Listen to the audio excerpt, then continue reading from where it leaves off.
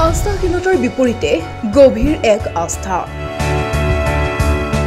নিৰাশাৰ মাজত আশাৰ ৰেঙনি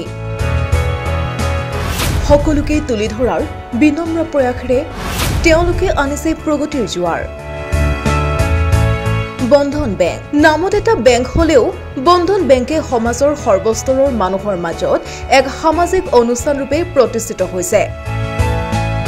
সমাজৰ দলিত নিষ্পেষিত জনৰ প্ৰতি দায়িত্ব বহন কৰি বেংকটোৱে আৰম্ভণি কালৰে পৰা বিশেষ উদ্যোগ গ্ৰহণ কৰি আহিছে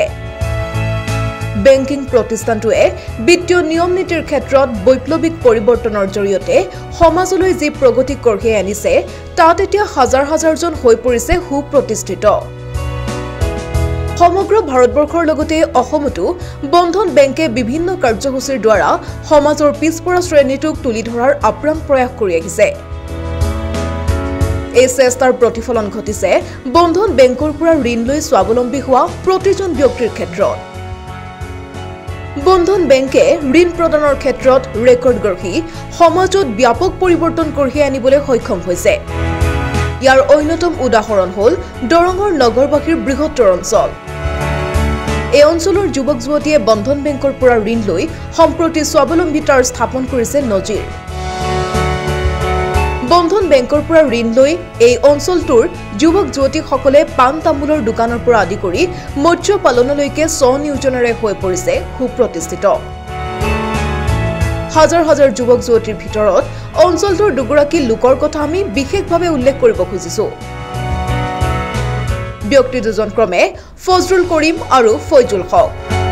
এই দুগৰাকী ব্যক্তিয়ে বন্ধন বেংকৰ পৰা ঋণ লৈ ব্যৱসায়ৰ জৰিয়তে আত্মনিৰ্ভৰশীল হোৱাৰ লগতে পৰিয়ালকো সুন্দৰভাৱে পোহপাল দিবলৈ সক্ষম হৈছে ইয়াৰে ফজৰুল কৰিমে বন্ধন বেংকৰ পৰা প্ৰথমে 1 লাখ টকাৰ ঋণ লৈ এখন মনোহাৰী দোকান খোলে পৰৱৰ্তী সময়ত তেওঁ পুনৰ 2 লাখ টকা ঋণ লয় কালক্ৰমত দোকানখনৰ বিক্ৰী বৃদ্ধি হোৱাত বৰ্তমান ফজৰুল কৰিমে সুন্দৰভাৱে চলাই নিছে তেওঁৰ ব্যৱসায় আৰু সংসাৰ বন্ধন বেংকৰ প্ৰতি কৃতজ্ঞ হৈ ফজৰুল কৰিমে প্ৰতিবিম্ব লাইভৰ আগত এনেদৰে কয় ফজৰুল কৰিম মোৰ দোকান আছে নগৰবাহী পাঁচআলি চকত বন্ধনৰ পৰা মই ফাৰ্ষ্ট টাইম 1 লাখ টকা লৈ কিনে চলালো ভালদৰে তাৰপিছত এতিয়া আকৌ 2 লাখ টকা লৈছো লৈ কিনে চলাই আছো লগতে মোৰ পৰিয়ালো চলি আছে গেলামালৰ দোকান আছে গেলামালৰ দোকান কৰিছো লৈ কিনে বন্ধনৰ কৰ্তৃপক্ষক ধন্যবাদ জনাব লাগিব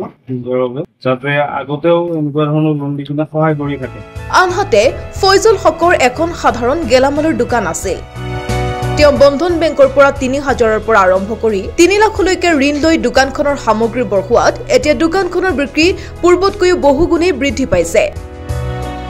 যাৰ ফলত তেওঁ পৰিয়ালটোক সুন্দৰকৈ পোহপাল দিয়াৰ লগতে সন্তানকো সুশিক্ষা দিয়াত সক্ষম হৈছে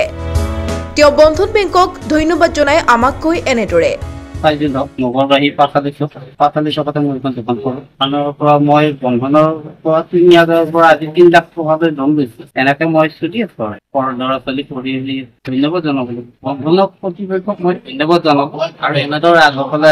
আগুৱাই যোৱাৰ এটা চেষ্টা কৰি আছো বন্ধন বেংকে এনেদৰে বহুতৰ জীৱনলৈ পৰিৱৰ্তন আনি সমাজৰ সামগ্ৰিক মংগল সাধন কৰাত সদায়ে আগভাগ লৈ আহিছে দৰঙৰ পৰা ৰফিকুল হকৰ ৰিপৰ্ট প্ৰতিবিম্ব লাইভ